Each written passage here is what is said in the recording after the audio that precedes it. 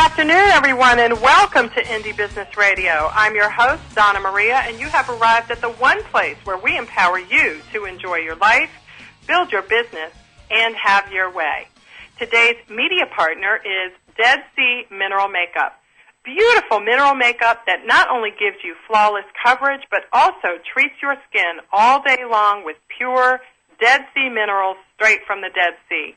Don't just use makeup, use Dead Sea Mineral Makeup. Visit DeadSeaMineralMakeup.com for more information. Well, as you know, I've been keeping you up to date here at Indie Business Radio on our efforts to fight the FDA Globalization Act of 2008. And along those lines, I'm excited to introduce my guest Indie co-host today. She is IBN member Lisa Rogers, the owner of Cactus and Ivy in South Carolina.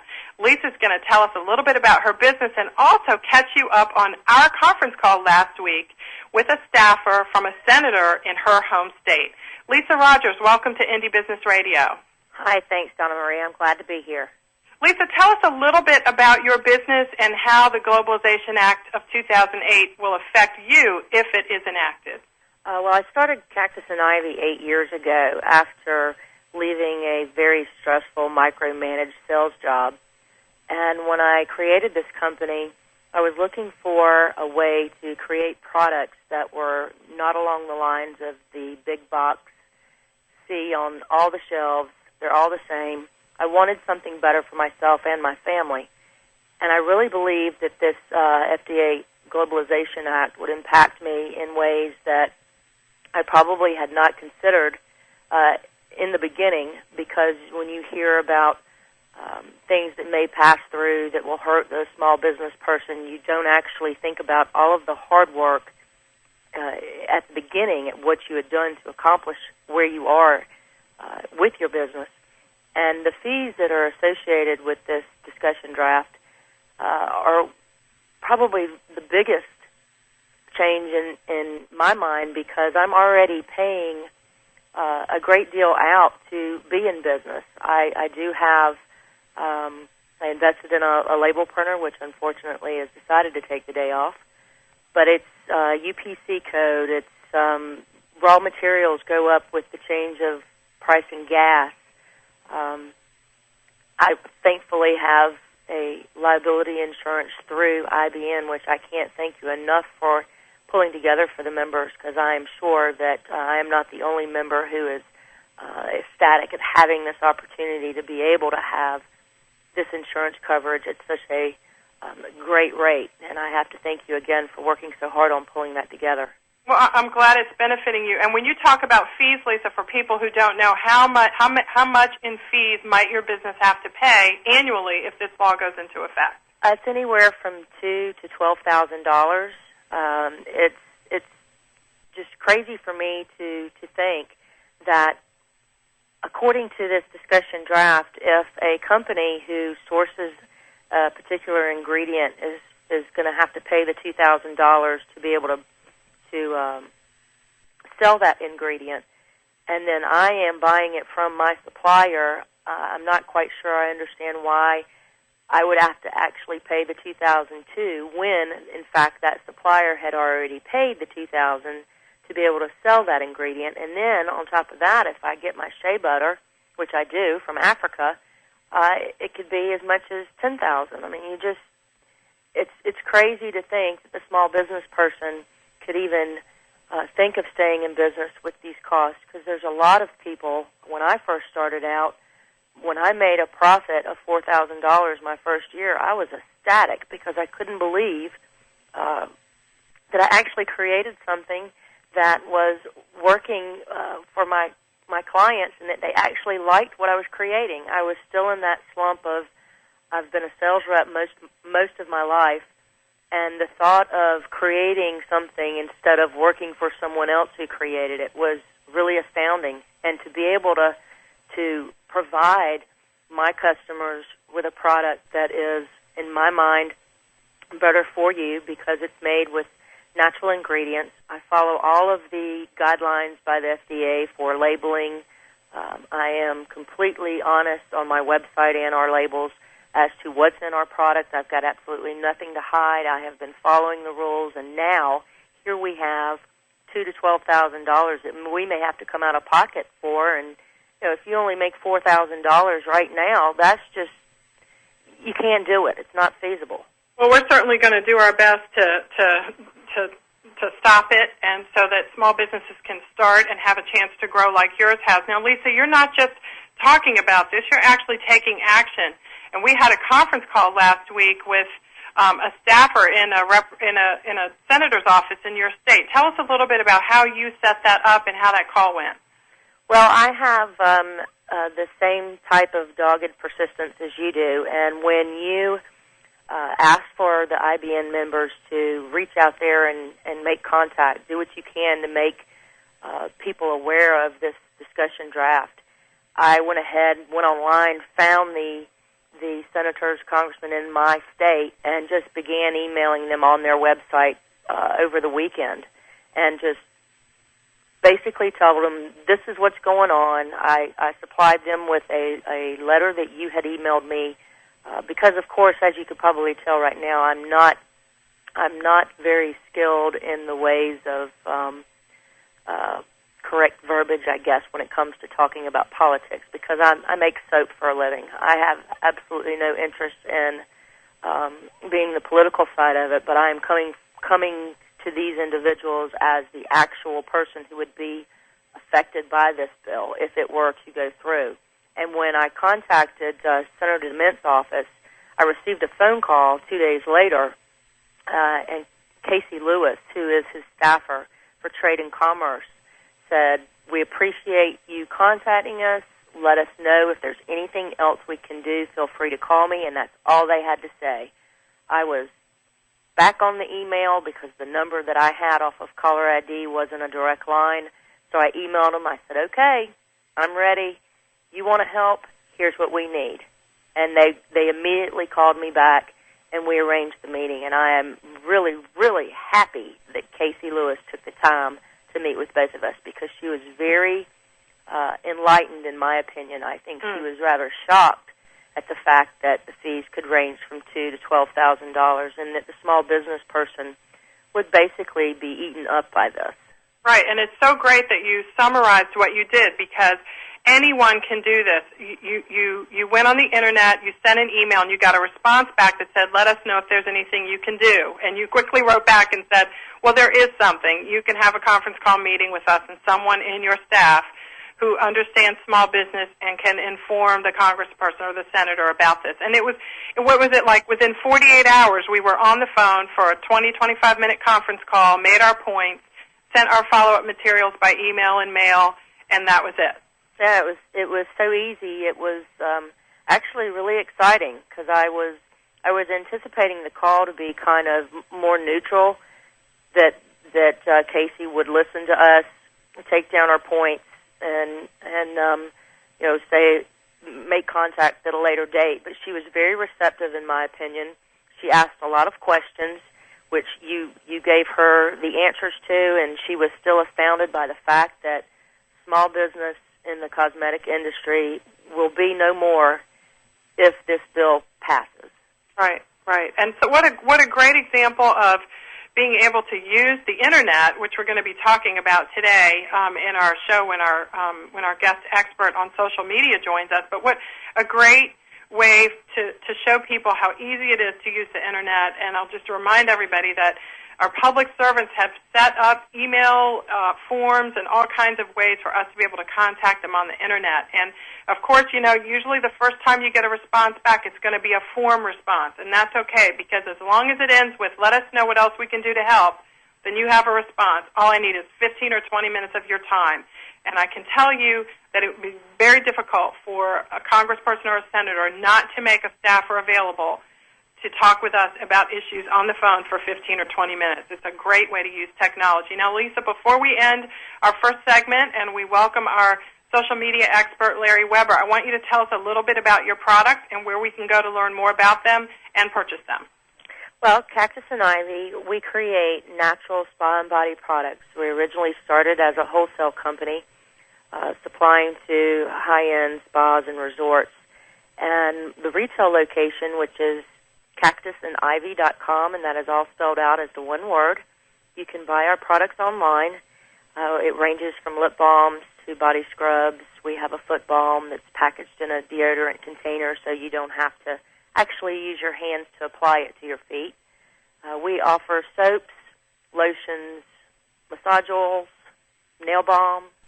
We do a reed diffuser for home fragrance, only due to the fact that candle insurance has become outrageously high. So we're looking for alternatives to offer home fragrance, and that was one of the options that we had. But we really enjoy making our products. We've been doing it for 8 years. I would not sell anything to the general public that I would not put on my family and friends who happen to be my testers, and they're all alive and still kicking. Right. Well, that's great. So we can check you out at Cactus and Ivy, CACTUSANDIVY.com, and find out more. And I just want to thank you so much, Lisa, for sharing a little bit about your business and also how this law, if it's enacted, would impact you. There are hundreds of Indie Beauty Network members that are situated exactly the way you are in all 50 states. And also, there are thousands of companies that are not members of the Indie Beauty Network, but I hope they will join IBN and help us make our arguments. But there are so many companies out there that are similarly situated to you that will be affected by this. And you and all the other Indie Beauty Network members and me, of course, and of course the business owners who accompanied me to Capitol Hill last week that did such a great job articulating our points to the Energy and Commerce Committee, as well as to staffers in Senator Kerry's office, to the FDA, and also staffers in Representative Jesse Jackson Jr.'s office. Thank you so much, Lisa, for joining. We are going to take our first break, and when we come back, we're going to be talking with Larry Weber. He is a social media expert and also the author of a book that I think is great. It's entitled Marketing to the Social Web, and we'll be talking with him about how to use the Internet and social media to grow your business. This is Indie Business Radio. We'll be right back.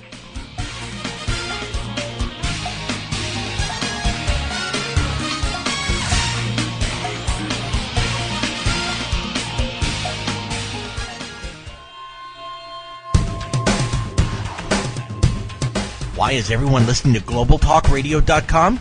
Because it's the future of talk radio. Every day, more and more people are finding Internet radio as not just an alternative media, but as a replacement to traditional AM and FM broadcast stations. Internet radio offers a wider variety of programs, convenient on-demand listening that meets your schedule, and fewer commercial interruptions. And GlobalTalkRadio.com is already leading the way by matching this content with a highly targeted Internet audience. GlobalTalkRadio.com offers its listeners one of the widest programming varieties on the Internet, from business and finance to self-improvement, paranormal, health, literature, romance, politics, and more. There are also opportunities for prospective hosts who would like to host their own weekly or one-time talk shows.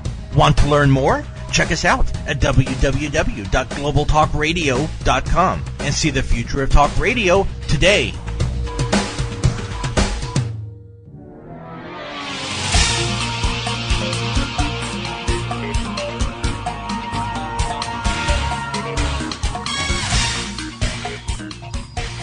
Welcome back to Indie Business Radio. I'm Donna Maria, of course, and I am here this afternoon with a wonderful, knowledgeable expert in the area of social media. Our guest today is Larry Weber. He is the chairman of the Digital Influence Group.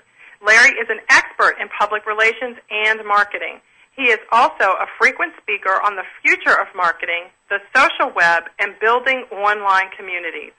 Larry is the author of Marketing to the Social Web, How Digital Customer Communities Build Your Business.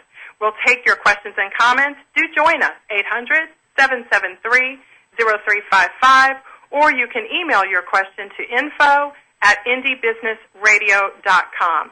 Larry, welcome to Indie Business Radio. Great to be here, Donna. Well, tell us a little bit, Larry, about your background and how you came to be an expert in this particular industry. I'm assuming at some point in the past you had like a traditional job, 9-to-5 thing, and now you're doing your own thing. Tell us a little bit about how that happened. Well, many years ago, I sort of was, like a lot of people, I graduated from liberal arts and had an English degree and went on to get a master's degree in literature and couldn't get a job. So I started working in a company, or people said, you'd be good at marketing. So I started to be a real student of media and got, quickly put in the public relations business. And I didn't stop my, desire to understand media. And I kept working hard at trying to, see where the media was going. And I studied newspapers, I studied radio, I studied television, and then I started working with technology companies and in the early 80s, and was lucky enough just by serendipity to meet people at MIT who had recruited a young British researcher named Tim Berners-Lee. And he's the man that developed the World Wide Web, basically the software that went on top of the ARPANET, now obviously called the Internet. That's a helpful accent, right? Yes. And it was just a moving experience because I realized that communication was going to change forever, and so would media. And this was about 1993. And, I started to watch and build a business around marketing, the Internet, and the way media was changing. And it's really only been, 14, 15 years, so we're still in the early phases. I like to say we're in the fourth phase of the web. But it's only beginning to have the amazing impact that it's going to have on all of our lives, as well as our business lives, our personal lives, and it's going to be the closest thing to real life that we have. So you can't view the web anymore as a channel. But anyway, that's how I got here, and working with technology companies, the Internet founders themselves, and then bringing the aspect of studying media and how it's changing, because like a lot of listeners, I have 3 teenagers, and they've not one of them has ever picked up a newspaper, but they seem very well informed and get their news and their information from a different set of sources. And you only have to look at the Obama campaign, whether you want to vote for him or not, to see how he's changing the way people access information, get information, and move things around. Now, Larry, in your book, Marketing to the Social Media, you started off by saying this: learning to market to the social web requires learning a new way to communicate with an audience in a digital environment. So, that summarizes what your book does. It helps people learn to do that. So tell us a little bit, Larry, about the kind of mindset that small business owners, indie business owners need to have in order to maximize the social media outlets that your book talks about. Right. Let me just tell Don a small story about a young man that explains where the media and marketing is going, and then we can go and dive down into some of the details of how small business can help. And I know there's a lot of health and beauty listeners. There's a lot of examples in that category, but this just happens to be a sporting category.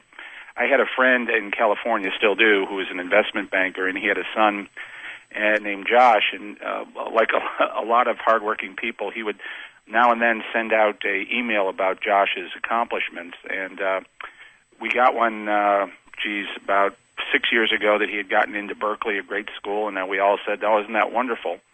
And a side note to everybody, during while Josh was growing up, his dad would take him fishing 1 week a year to bond with him, and they'd get together and just go to one place somewhere up in northern Idaho, and they'd explore things. And, to make a long story short, what happened about 2 years into his college, his dad sent an email. He was sort of depressed that Josh decided to major in film. And, of course, we all said, you got to let a kid follow their bliss and blah, blah, blah. 2 years later, he graduates, and he says to his dad, "I'm going to go fishing for the summer." And his dad said, "Well, that's okay, but you got to come back. I think I can get you an internship at an investment bank."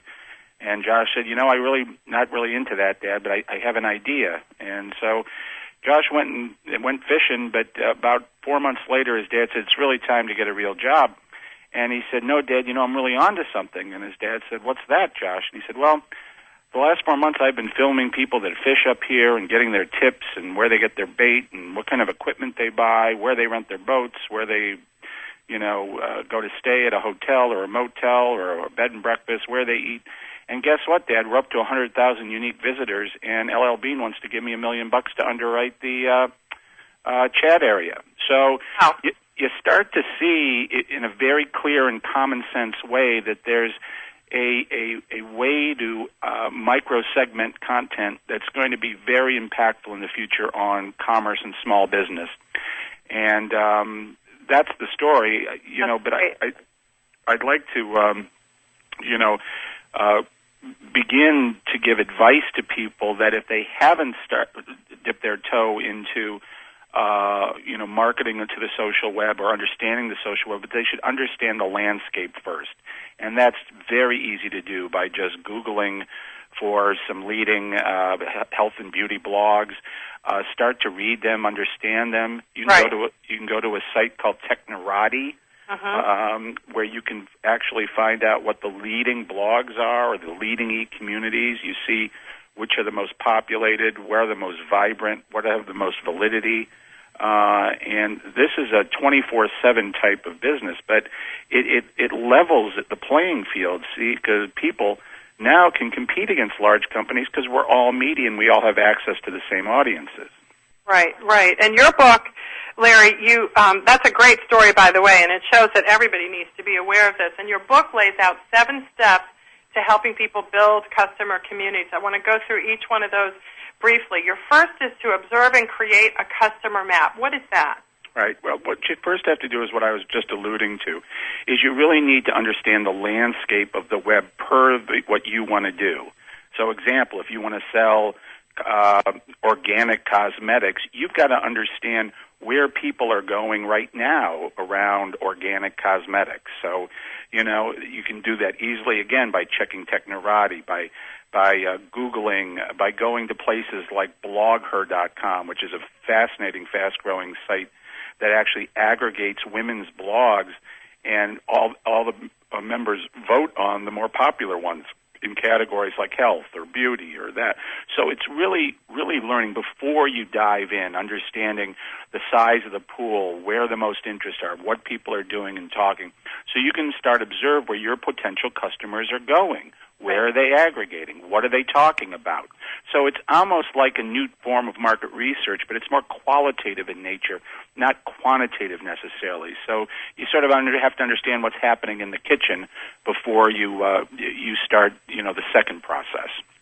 Okay, good. So you've got and anybody who doesn't do that and just tries to jump in without understanding what's going on, what's the danger of not doing that, just jumping in without knowing? Well, it's happening all the time. People say, I need to do a podcast. And so they'll do a podcast, but nobody comes and listens to it or downloads. So the biggest thing is you're missing your audience, what they're thinking about, what they're talking about. So you can shape your comments and your stories and your site and the things that come out from you to match what people are doing on the other places. So it's about a dialogue. Marketing is dialogue now. It's no longer this intrusion type of advertising. It's got to have a give and take, a back and forth.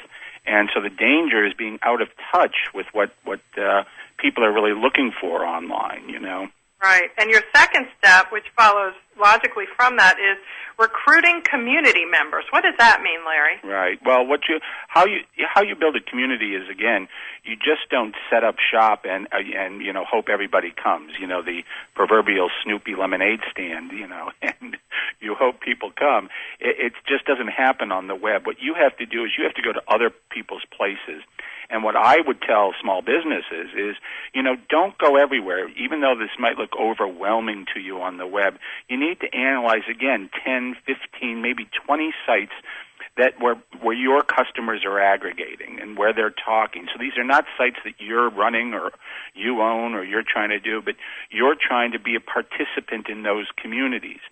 If you then participate in those places, in those blogs, those e-communities, and you're open, you're transparent, you're upfront of who you are and what you're doing, and the community starts to get to know you, you can easily then recruit them back to your place by saying, hey, look, there's a link and we have new interesting information. There's a new blog post that I've started, a video blog on organic cosmetics or whatever topic it is, and they aren't going to feel like, you're selling them because you've already been a respected member of their communities. So can go back and forth and work that way, and that's how communities get built. And it makes it so much fun too. I mean, you have a business, yes, but you're sharing information that not only substantiates your expertise in a particular area, Larry, but which also is just fun. Yeah. And it's totally fun because it's something that you're comfortable in talking about. And, you're allowed to have opinions and you're allowed to have a point of view. That's what, life is about. And, so you can make it fun. You can disagree with some people. You can agree with others. But you have a point of view and you start to shape your presence then online to create an expertise and an understanding of leadership in the category that you have. And I think it's just really cool. And your third point is to evaluate 4 online conduit strategies. Tell us what you mean by that. Well, you have to understand which strategies are going to work better for the kind of products or the kind of services that you're offering.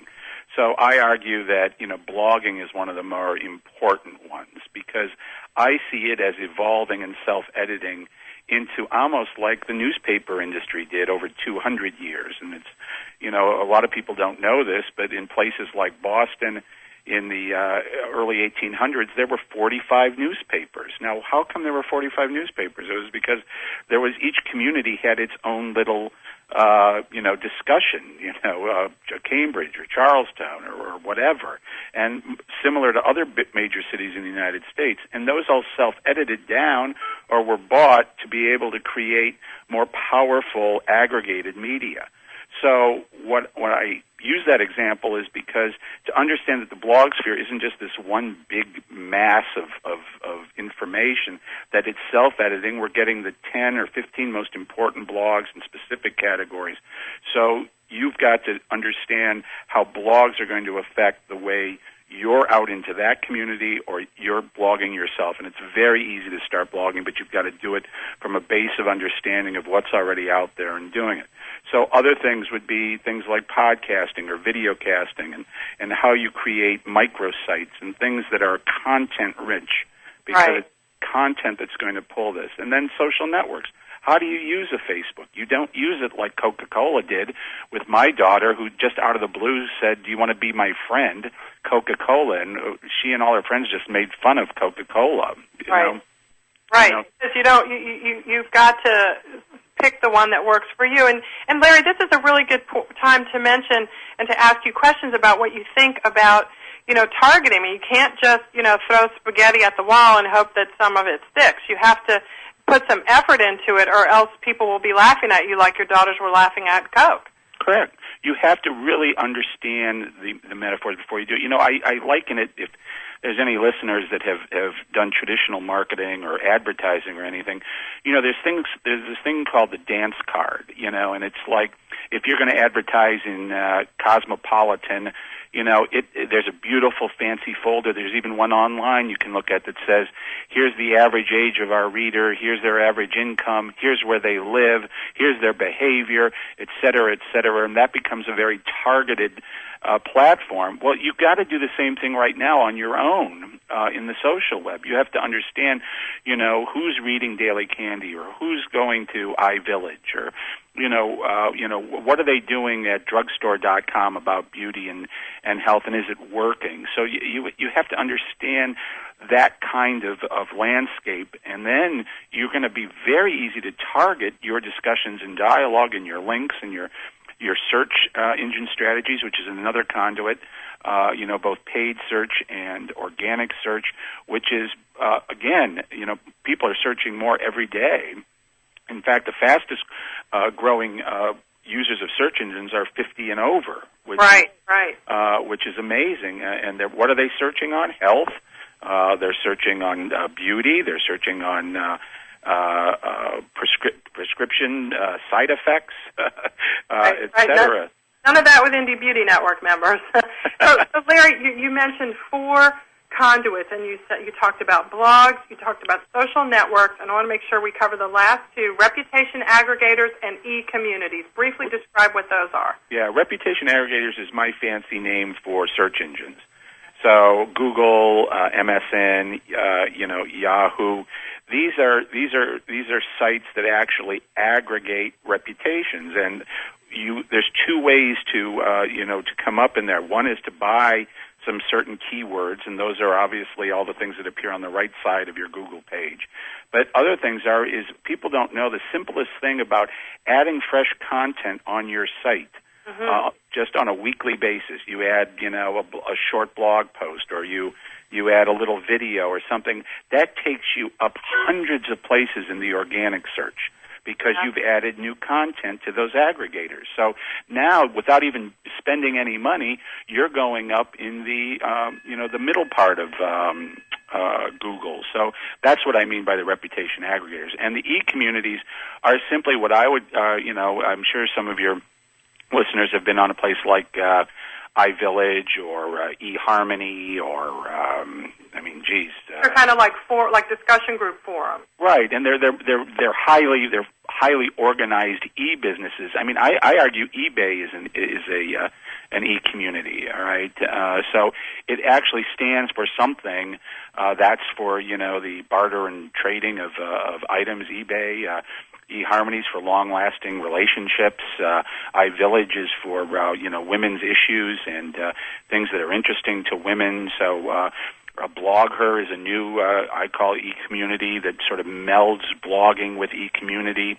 That's a really good one too. We're going to go to our break. We're talking with Larry Weber, and he is laying out his 7 steps to building customer communities. We've got a couple more to cover after our break. This is Indie Business Radio. We'll be right back.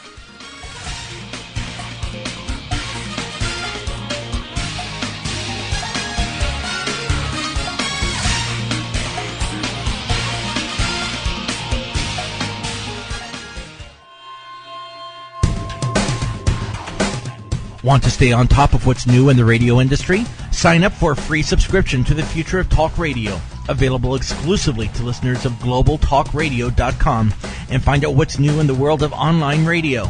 Listeners can find out about new shows and special guests. People with something special to offer can find out how to become a guest and how to prepare for an interview. And prospective hosts will find a valuable resource for everything from planning a new program to selecting topics and guests, recouping expenses by selling advertising, and more. Sign up today for your free subscription to the Future of Talk Radio by visiting www.globaltalkradio.com and learn about the future of talk radio today.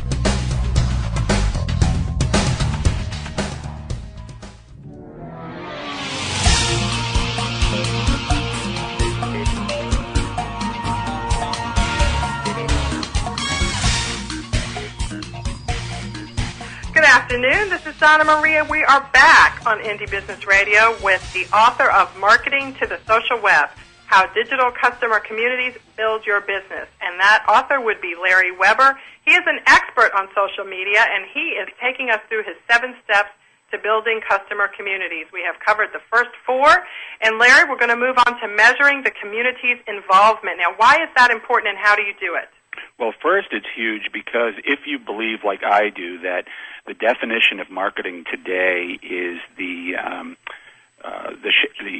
influence of opinion through content, and that can be fun content, it can be serious content, but that's what marketing is about today, and you have to be able to measure that and move. So I argue in the book that we're actually moving away from giant quantitative measurement. So there were 10,000 people on our site, Well, that doesn't matter if they didn't buy anything or they didn't engage in anything. So I argue that they have to help you shape the content that keeps them coming, and that we have to measure things, and there's loads of tools that can do this.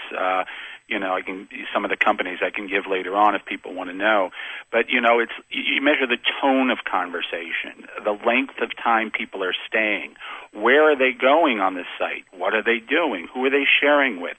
What content do they most like? It's almost like if you go to some of the popular media sites right now, like MSNBC, they'll have the 5 most talked about or downloaded news stories. The same thing can happen to your site.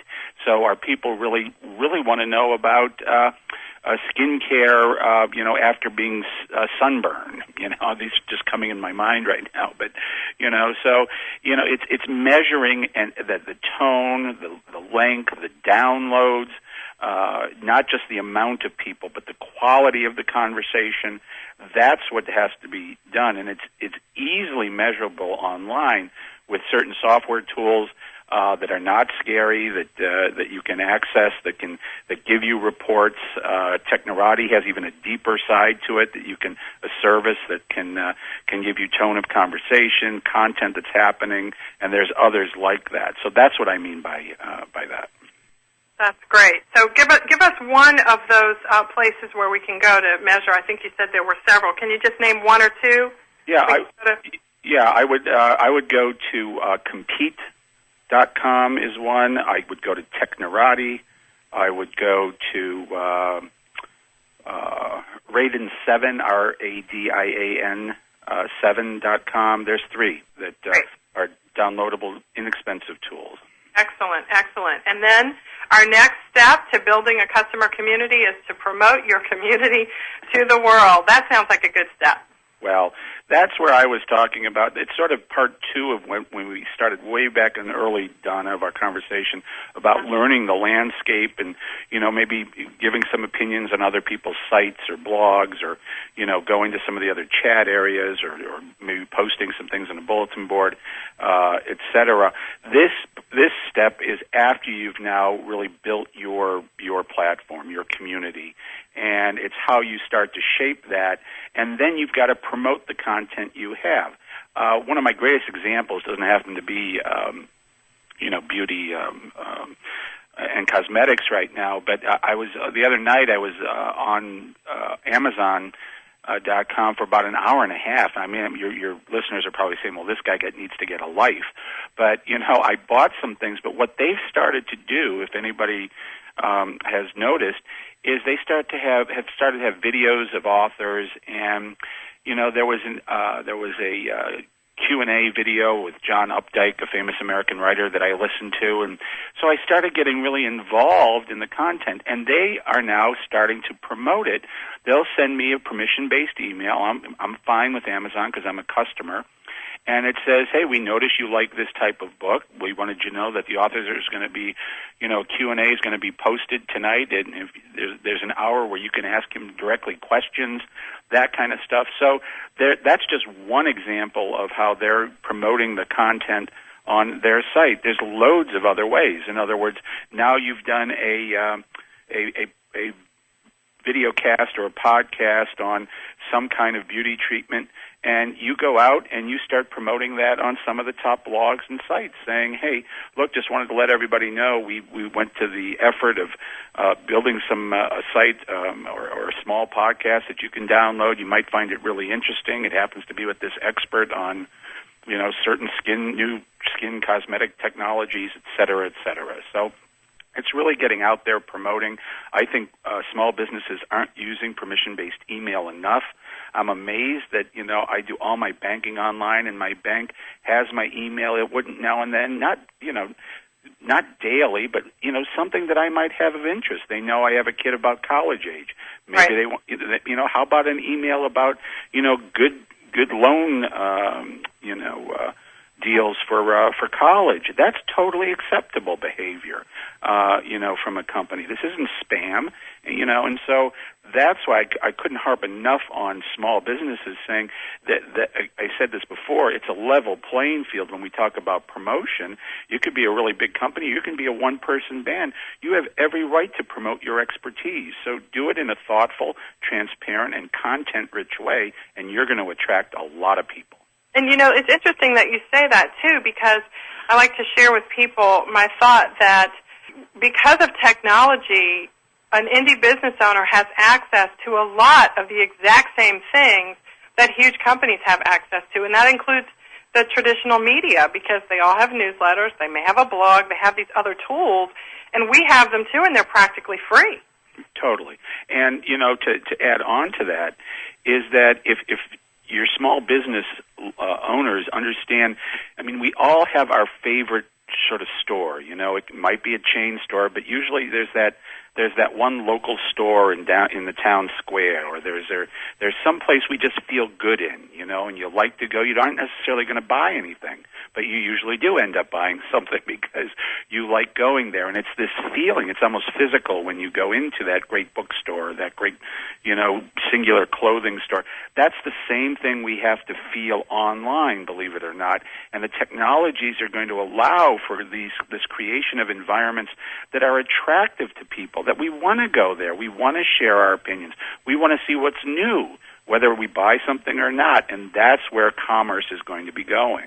And it's, as you say in your book, it's already there, even though maybe in its infancy. And one thing you just said I want to pick up on that I thought was such a good way to put it is that people are looking for a good feeling. So if your business needs to be able to evoke an experience and an emotion to get people involved. Is that a good way to summarize?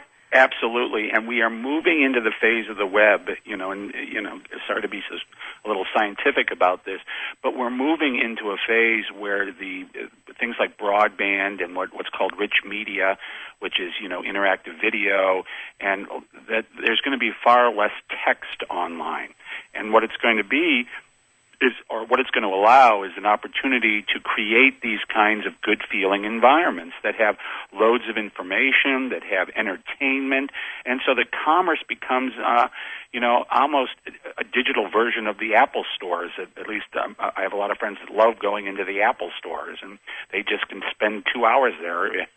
But, it's the same thing you'll be able to do online to create that unique feeling of attracting customers, in an environmental and experiential way. And your last but not least step, last of your 7 steps to building customer communities, is to improve the community's business. So once you get all this done, you can't just sit back and say, I'm done. No, because it's not a noun anymore, Right. Business and marketing has become a verb, and, so you have to be constantly improving. And what's cool about it is your customers will help you improve your own site. What do you mean by that? Well, they'll if you're watching and they don't like the content, the Q&As or these videos, but they like this specific type of video of how to put on your makeup or right.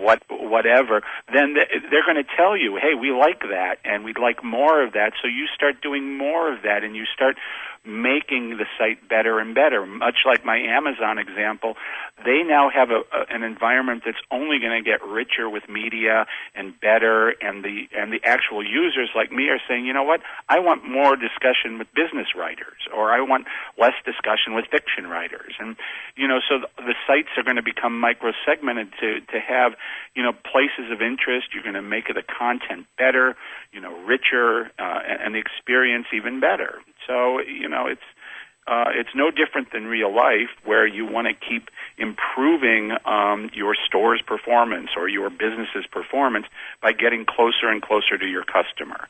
And that's what the social media is really going to allow. Now, Larry, what have been your favorite social media outlets? Well, I regret, some of them have regrettable names, but I like the blog Boing Boing. I think it probably could be the next New York Times, for a new generation. I think it's a terrific short posting blog of a variety of categories. Let's see. I think Twitter's fun, and I do it a little bit, but I get when I started, I got so many, and it took up so much time that it was a little difficult to keep going. I really like BlogHers. I've mentioned before. I really like a site called expotv.com that I think your listeners would love, because what they do is they let people post their own reviews of products. And it's sort of like YouTube marries Consumer Reports. And then the whole community votes on the best review of, say, an HD TV or an iPod or whatever. So it's this combination of social and reviewing and comment and and direction. So I like that. Let's see. I've more and more like Wikipedia. I think Wikipedia is becoming a very cool site. If your listeners don't know it, it's the constant information flow and editing of an encyclopedia of things, from people to to countries, to a variety of topics, and people go, well, how do you know it's valid? And I go, with 4 million people checking out the facts, I think it's going to be pretty accurate. And that's really neat, too, because it's constantly a work in progress, and the entire community of the world gets to participate. And that's sort of what we're talking about in a more of a microcosm around your business, right? You create the tools that allow people to communicate with each other around the topic that your business and your passion is. Absolutely, and we're only in inning 1 or 2 of this, and we haven't even started to see things like loyalty come into to the social web. Like, I'm surprised a site as big and popular as Facebook, it keeps experimenting with what I call the old way of marketing. So, intrusive ads. Where why wouldn't you just have Facebook points? Where the longer you're on and the company wants to give you points, it's not intrusive, and you can use them to buy things later. And so I think, there's going to be layers of other types of things once you get these environments created, these businesses outreaching, constant interaction with your customers. There's going to be loads of stuff that you can do to even make it better. Now, Larry, I would imagine that there may be some indie business owners out there, particularly ones who haven't been in business very long and maybe aren't as familiar with some of these outlets that you're talking about, who are thinking, oh, my goodness, how could I ever harness all of this energy and fabulous stuff around my business? What's your advice to someone who may feel a little overwhelmed by all of this? Well, first thing is don't feel overwhelmed. I know that's easy for me to say, but once you understand this, it's very common sense. This isn't like this tsunami of information that's just going to, flatten you. If you go to the places you're interested in, there's more and more measurement of the popularity of specific sites and interaction between people. I think you can also start very slow. I mean, there is a couple sites. I just came back from South Africa, and there's a couple women in the Soweto area that have just a very small site. They're not complicated, and talk about the dyeing of their DYE, of their materials, how they do it, where they go, and they're very popular sites. And then you can buy their tablecloths or their napkins and things. And this is not complex at all. This is a very, very easy, small way to start, and I think that can be done by most people. So again, don't be overwhelmed. It's definitely here. It's here to stay, and it actually is going to make your life easier, because you're going to be able to, if you do this even half right, you're going to attract the kinds of customers that are going to keep coming back. Excellent. Well, thank you for that word of encouragement. It's a perfect way to top off a wonderful show today with my guest, Larry Weber, the social media expert and the author of Marketing to the Social Web, How Digital Customer Communities Build Your Business. Larry, tell us how we can get in touch with you and find out more, buy your book, and hear about maybe where you're going to be speaking soon. Right. Well, any questions you might have, you can always just go to the site for the book, marketingtothesocialweb.com, and you can get in touch with me, or you can go to digitalinfluence.com, which always has where I'm speaking and where I'm headed to or talking. And then lastly, obviously, I encourage everybody, even though I love Amazon, you can buy the book there, but there's loads of other outlets, even in the non-digital world, to go to your local bookstore and order it just to keep local commerce going, or smaller online sites. But I encourage people to get it, and if you have questions, let me know. Fabulous, Larry. Thank you so much for joining. It's been such a pleasure to have you. I want you guys out there in Indie Business Radio land to know that I am on the hunt for people that you want to meet. Who would you like for me to have on Indie Business Radio? What authors, what knowledgeable experts in different areas are you interested in? All you have to do is email me at info@indiebusinessradio.com. Your wish is my command. I want to get the people on this show that you think will help you grow your business. I am off to the beach, but I am still going to be available. You all have my email address. You know how to reach me at indiebusinessblog.com, and you know how to reach me at indiebeauty.com and all the other places that I've set up, according to Larry's advice and some other good advice I've gotten over the years, for communities that you can reach out to me as well as to each other. I'm going to be setting up a show for next week. I'm not quite done yet, but I've got some great guests coming up. I encourage you to visit indiebusinessradio.com, where you can download or stream hundreds of radio shows that I have done over the years with great experts just like Larry Weber on our show today. I'll see you next week here, 1 o'clock p.m. Eastern on IndieBusinessRadio.com. In the meantime, enjoy your life, build your business, and have your way.